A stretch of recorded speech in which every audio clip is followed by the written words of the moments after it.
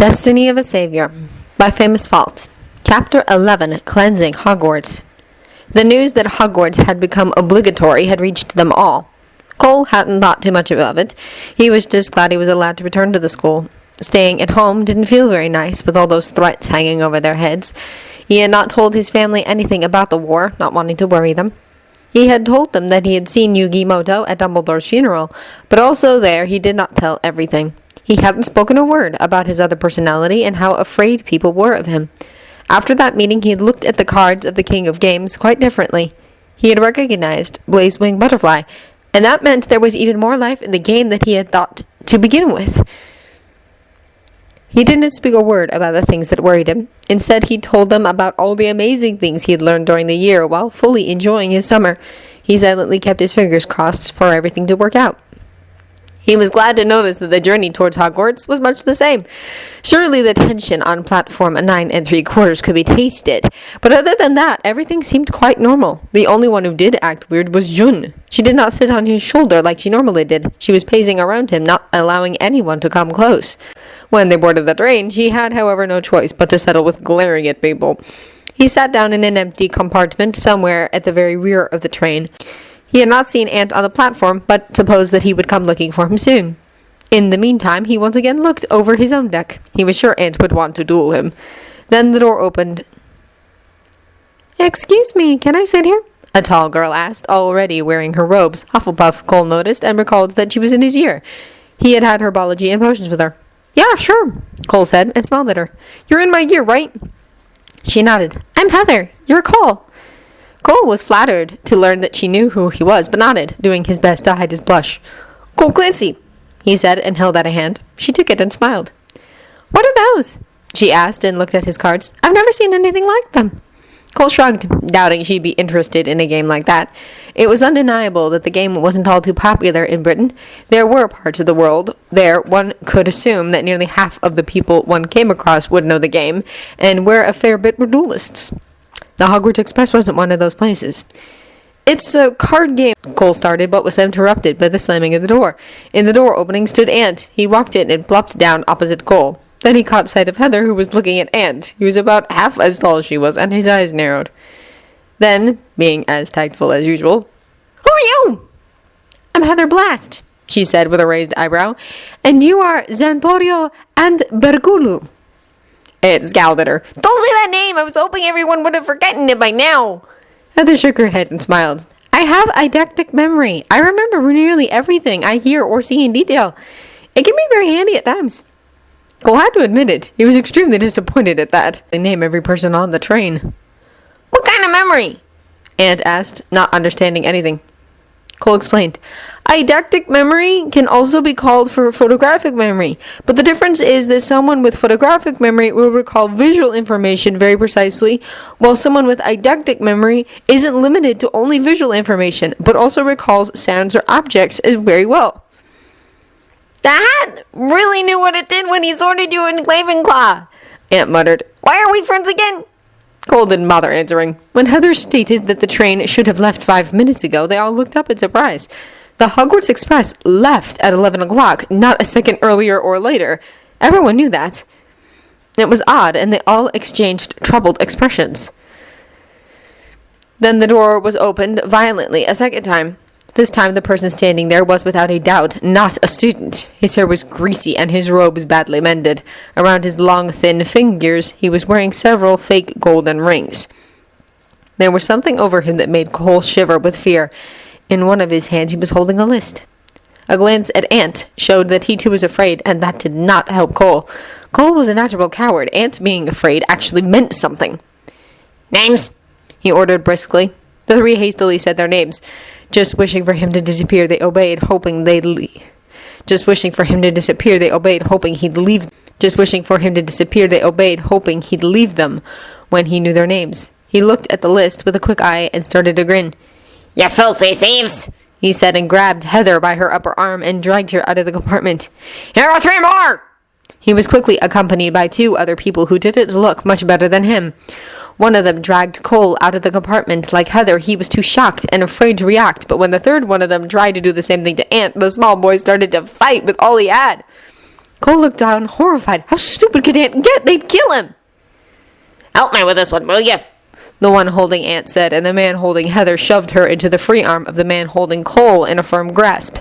Then the two men did a futile attempt to get Ant to stop fighting. The courage Ant showed was admirable and, oh, so stupid. Eventually, the two gave up. One of them raised a fist and simply knocked Ant cold. Cole's eyes went wide. What was happening?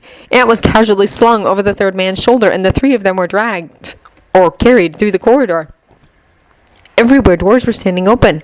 Children of all ages were looking terrified as friends and classmates were being dragged from the train.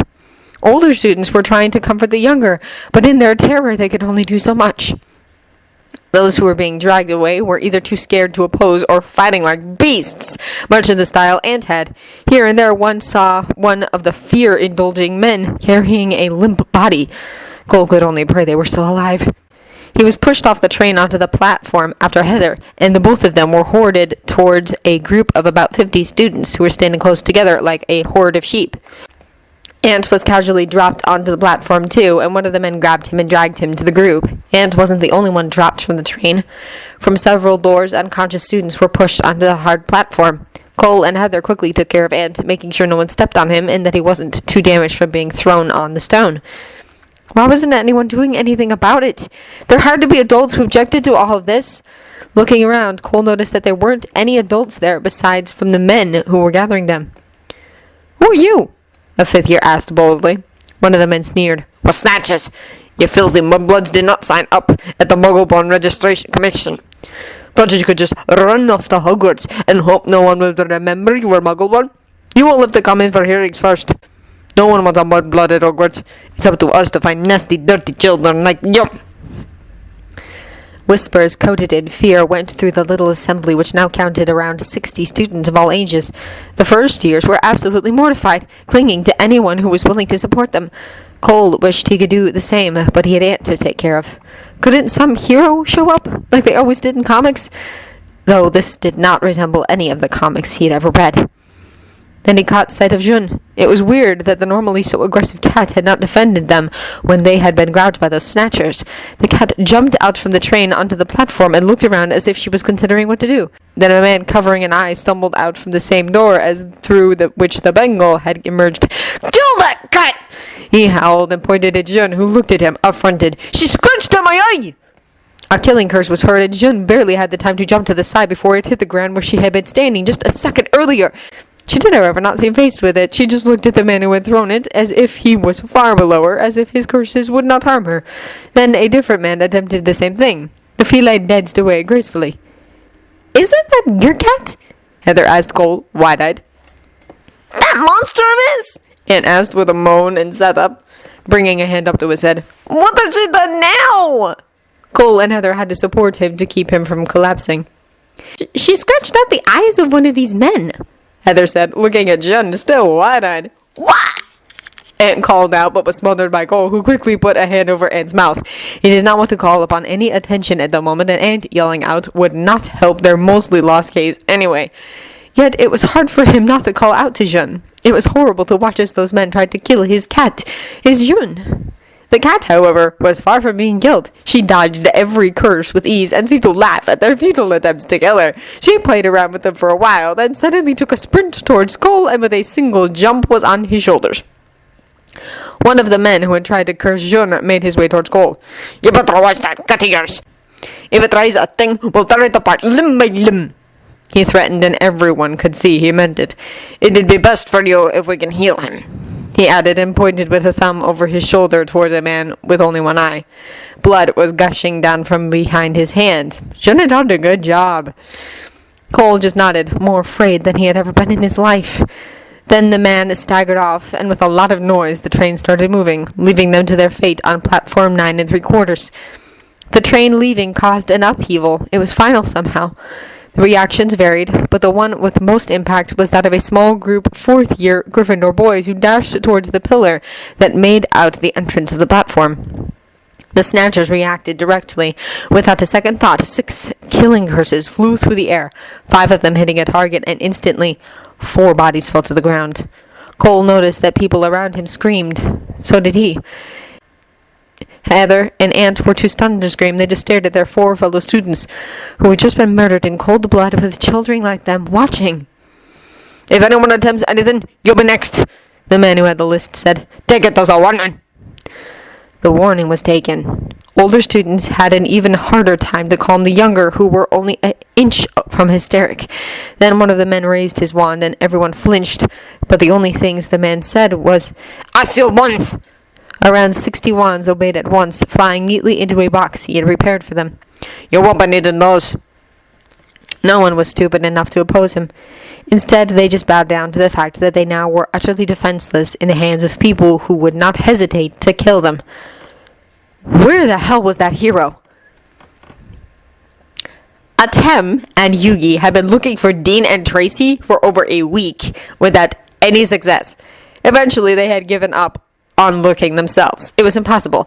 Instead, Atum gave the job to Blade Rabbit, the unreliable ka of a thief. However unreliable as a ka might be, they would do as was them ordered, simply because they had no other choice. It was hard to tell when the rabbit would find the 2 refugees, but Atum hoped it wouldn't take too long. The search would probably have gone better had it not been for Joe. The blind baby was an undeniable hindrance. Unlike Yugi and Atum, he could not spend a full week in a forest without starting to complain. His needs could not be attended to without the help of the modern world. He bonded them to the cities and the towns. Aside from that, Joe turned out to be a very quiet baby. He did start babbling at times and tried to mimic the sound that Atum or Yugi made when talking to him, but mostly he was silent. The indirect aftermath of the infant tagging along was that it was usually Atum in control, as Yugi kept claiming that it was his job to take care of Joe. In addition to that, Atum was sure that the infant could tell the difference between him and Yugi. Impressive for someone that young who was also blind. Or perhaps it was easier for someone who was blind, as they weren't aware of the fact that Yugi and Atum were one and the same person. Naturally, that too brought for remarkable discoveries. It was painfully obvious that the baby favored Yugi over Atum any day. It was something Yugi had taken great pleasure in. Atum had not really cared. Everyone favored Yugi over him. The spirit was used to it. The only thing that was a bit sour in that scenario was that Joe favored Yugi over him, despite the fact that it always was Atum who took care of him. The decision didn't take long to make. They had to get rid of Joe, both for their sakes and for the infants. Having him around was dangerous. He was a liability to them, and they were caught up in things far too dangerous to drag such a young child into. The only problem was as to where to leave him. It would not be an orphanage. Atum had seen Rebecca's reaction on it and that of the girl in the slums of Portsmouth, and they had both been negative. The thought stung. It had been quite a while since he had thought about Rebecca, his mind being preoccupied with a lot of different things. He supposed that she had been one of the reasons he had preoccupied his mind. Despite the sorrow, a smile appeared on Atum's face when thinking about Sean Daniels. His 3 friends had really given the man a hard time.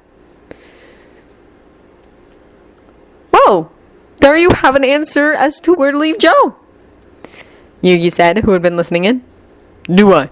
Atum asked, surprised. Who better than Raphael? He still lives in Britain. It's not the most fitting of neighborhoods for a child, but you know Raphael, Yugi suggested, and Atum had to admit it was a stroke of genius. And so obvious that he couldn't understand why he had to figure that out himself. The thought of showing up with an infant on Raphael's doorstep troubled him, though. It had been well over a year since the last time they had seen Raphael, and that had not exactly been a pleasant meeting.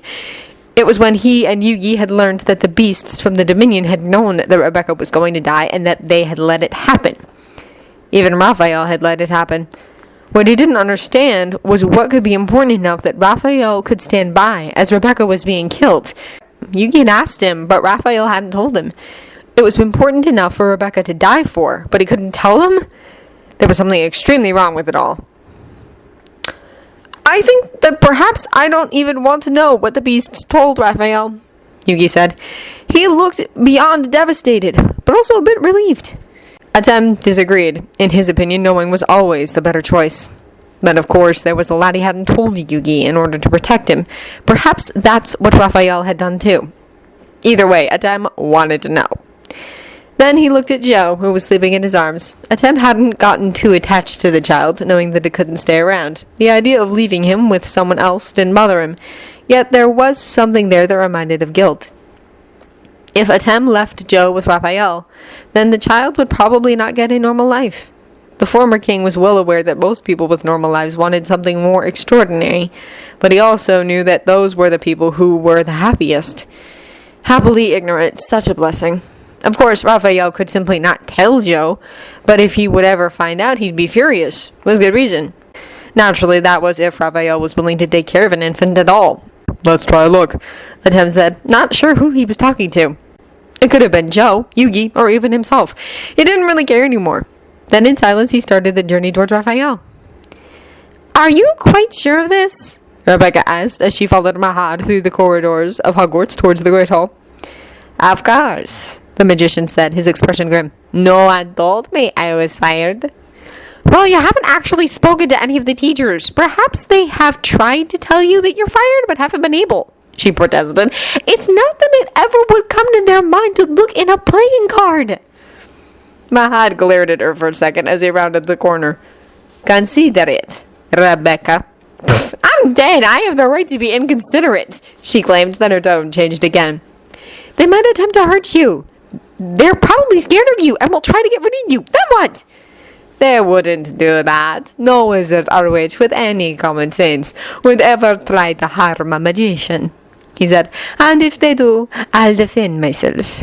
They can't harm me. They can't even come close. Of course they can't hurt you. You aren't alive either. But what will you do if they find out? She pressed on. They aren't going to find out.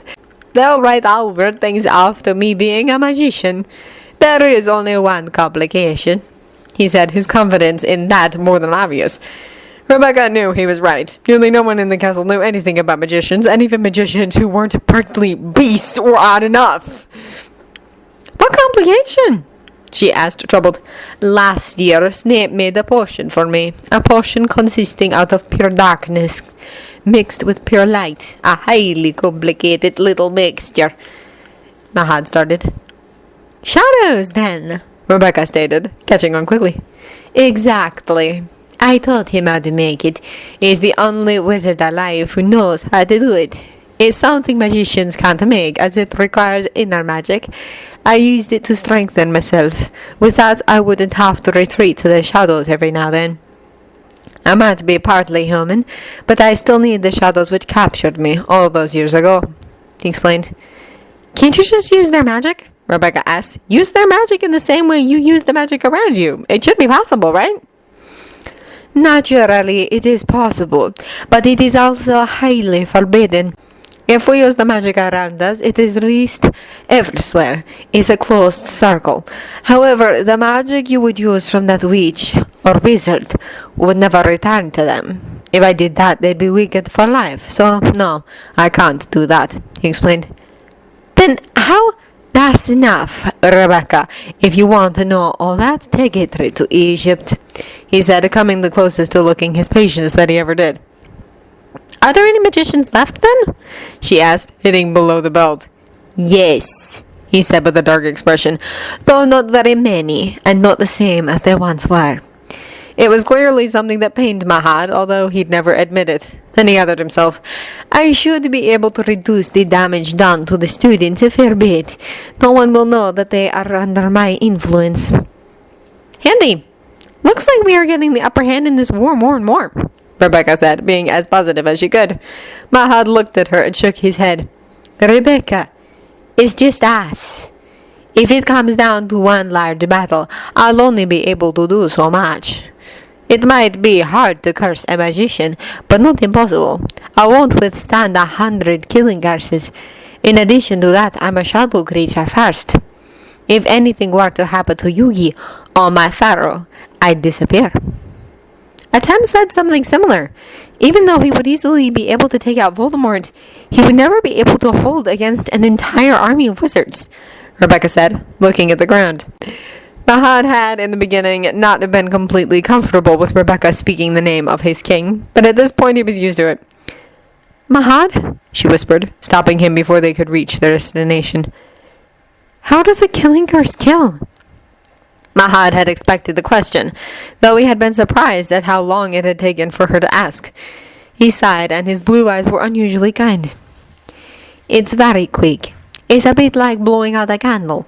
We all have a nostalgic, latent or active, doesn't matter, but when it disappears, we die. We need it, even if it's just a small amount. The killing curse simply takes away that magic, killing the target. So, they didn't suffer? Rebecca asked with wide eyes. Then Mahad chuckled. It seemed extremely misplaced, but then he explained, Rebecca, you know exactly how much they suffered. You were killed the same way. That made Rebecca's affronted expression disappear. Well, yes, I suppose so, but I don't actually feel dead. I'm well aware that I'm not alive, but it was so sudden that I don't really recall being hit. I can assure you, I don't see you as dead either. Dead men tell no tale, was it? Mahad joked. It was something extraordinary when Mahad joked. He did it so weirdly. Oh, shut up! Who exactly is 5,000 years old here? We're both dead. Get up and talking. So does Atum. There are a lot of dead people who decide to simply ignore that fact. You fused yourself with your car, Atum locked his soul in a puzzle, and I'm a ghost. I think we're doing things wrong. Perhaps, but we all did it with a good reason, Mahad said. Now, I think I better attend the feast. Will you? Rebecca shook her head. No, I'm going to keep a low profile. I'm going to see Rio. He gets lonely. Mahad nodded and opened the door to the teacher's lounge that led to the Great Hall. To his surprise, there was no cheerful talking coming from the Great Hall. No noise whatsoever, actually. How surprisingly odd. He entered the Great Hall cautiously and stopped dead as he saw the scene in front of him. There were no tables left in the Great Hall except for the staff table. An army of students was standing in lines of 4 in the Great Hall, placed behind each other, back straight and shoulders pulled back. They were divided in 4 groups, the 4 houses. No one had noticed him yet, where he stood frozen in the doorway. He removed all emotion from his face before walking any further, taking his seat at the staff table. On the chair of the headmaster sat Severus Snape, his expression as unfriendly as always. Odd. One would have expected him to be at least a little pleased. I'm glad you were able to join us, Professor Marcheshon, Snape said, his tone cold. Naturally, was all the magician said, and bowed his head a little. Then he turned back to the students. It did not take him long to notice that there were missing quite a few. He had been in charge of the army when serving under Atum, and for his trained eye, it was no trouble to make such conclusions. He had learned to see his losses within a second. He could tell that the amount of students had decreased greatly, about 50 at least. His trained eye did not only see numbers, he saw fear. The students were terrified, and not only because of themselves. Exactly what had happened to them? Looking around, noticing which faces he was missing, he came to a single conclusion. All the Muggle-borns were gone. So, he noticed, was Harry Potter. Smart kid. Madame Hooch was still sitting to his right, like she had the year before. Her expression, however, was dark and pained. She, too, was looking over the students, taking in the losses. In the nearly 2 months Yugi and his king had spent in the castle, it had been Madame Hooch who had spent most time with them. Mahad had never bothered getting to know his colleagues, but he did feel a certain liking towards the hawk-eyed flying instructor. Then there was the man to his left. The Egyptian didn't know who he was, but he knew that the man would be one of those he would have to protect the students from. Then McGonagall entered with the first years. The stool with the sorting hat were there, like they had the year before. The main difference was the expressions on the faces of the first years. Last year they had been nervous yet excited. Now they were terrified. McGonagall explained with the exact same words as the previous year, and looked at the parchment. Her face was as stern as ever, but the subtle twinkle in her eyes, witnessing how much she loved her job, had disappeared. Casting a careful look around him, he noticed that nearly all teachers seemed to have lost the will to be there. The exceptions were the 2 new ones, the stout, red-haired ones. McGonagall read the names of all these children that were newly condemned to the school that had once been so wonderful. They were off to a horrible start. Even the hat didn't sound the way it used to. It hadn't bothered singing. It didn't shout out in which house the student got sorted with power anymore, and his words weren't being met with thunderous applause. He simply stated the house, and no one reacted. The student just went to stand with his or her house arms at their sides and their back straight. When the sorting was over, McGonagall carried the stool and the hat out of the Great Hall, and then returned to take her seat next to Snape.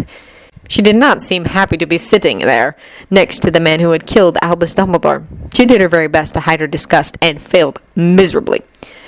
Then Snape stood up and addressed the students. His tone was no different from usual, something which Mahad found both surprising and troublesome. It was impossible that the man was not affected by having the job of the man who he killed, either it be pride or discomfort. But there had to be something. This year will be different from any other year. Only those worthy of being taught the noble art of magic will be found at this school. Each and every one of you will have to prove your bloodlines. Should any of you turn out to be unworthy, you will be removed from the school at once, he stated, making the students whisper in fear, even those who did not need to fear things like that. This school is that of the Dark Lord, and it will become a school worthy to be presented to him.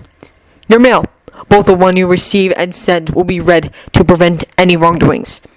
Those of you who take contact with anyone who is a known fugitive, be it parent, sibling, friend, or strangers, will be punished accordingly. If you have any knowledge about anyone undesired, you would be wise to come to me as soon as you can. This counts for staff as well as for students. Mahad's eyes narrowed. Naturally, they could hardly punish him, and they had no idea how well he knew one of the major fugitives of the wizarding world. Even though Harry Potter was undesired number 1, Yugi did not come far after.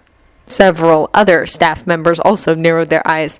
They were just as much prisoners as the students here. This year, we introduced 2 new members of our staff, Amicus and Electo Caro.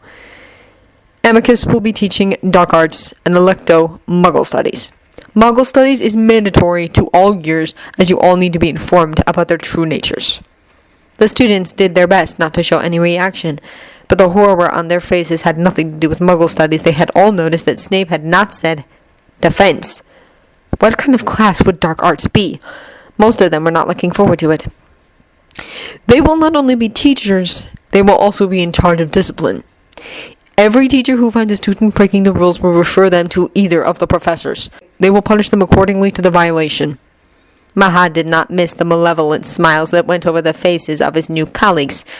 How disgusting. At least the students were warned. He just hoped they understood the gravity of the situation. He was not pleased to find the same sort of sickening smiles on the faces of some of the older Slytherins. Lastly, the new head of Slytherin House is Professor Slughorn. Let's all just hope he does his house honor, Snape said, and looked at the fat man with an unmistakable expression. Slughorn gulped. I suggest you all take time to read the new rules on your notice boards. Dismissed. The students didn't react, terrified to do wrong. It was a 5th-year Gryffindor, which was first to do anything. He boldly stepped out of line into the empty space between the Gryffindor and Hufflepuff line. The hall held its breath, afraid that something bad would happen. Mahad noticed the badge on his robe. A prefect. Nothing happened, and he started to walk forward, not out of the hall, as most people would have. Then a Ravenclaw girl Mahad knew was Padma Patil, a 7th year, also stepped out of line, pushing her way past the 2 to her right. She too walked forward. This encouraged a Hufflepuff student to do the same.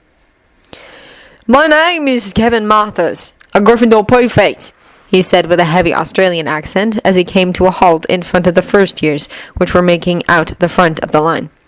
If you would please follow me, I'll lead the way to the dormitories. Then he turned around so he was standing with his back towards the Gryffindors. Without looking at the staff table, he walked back into the space between the Hufflepuff and Gryffindor line. This time the first years followed him, not daring to step out of line. It weren't only the first years who followed. Entire Gryffindor house did, not breaking lines a single time. Then the Hufflepuff prefect introduced herself to the first years, and Hufflepuff house exited the same way, quickly followed by the Ravenclaws, and lastly the Slytherins. The great hall was left empty of students. Then Snape stood up and walked out without deeming any of them worthy of a glance. The Caros followed quickly, probably to make sure that the students really headed to their dormitories. Professor Trelawney had not even bothered showing up, and Filch was nowhere to be spotted. Mahad was the only one left who did not really fit in with the ones who were left. It was probably time for him to pick a side. Naturally, he was on the side his king was, but there was no doubt as to which side that was. He stood up, but instead of walking out like the others expected, he walked further into the great hall and looked up at the nighttime ceiling. There were no floating candles, no loads of food divided over 4 tables, no happy chattering students, and no life. It was horrendously empty. It shouldn't be like this, he said, and turned around completely once to take in the great hall. It was truly gigantic when empty like this. There is supposed to be life here. Now it is just gold. Then he looked at the teachers, meeting the gaze of a few of them, those who had the guts to look at him. I'm not idly going to stand by, he proclaimed, and without waiting for a reply of any sort, he walked out through the large double doors. Nothing had happened yet, and already he was angry. He was sure that soon his fury would know very little boundaries. He knew that the same counted for the majority of the other teachers. There was only one great difference between him and them. He could not be harmed.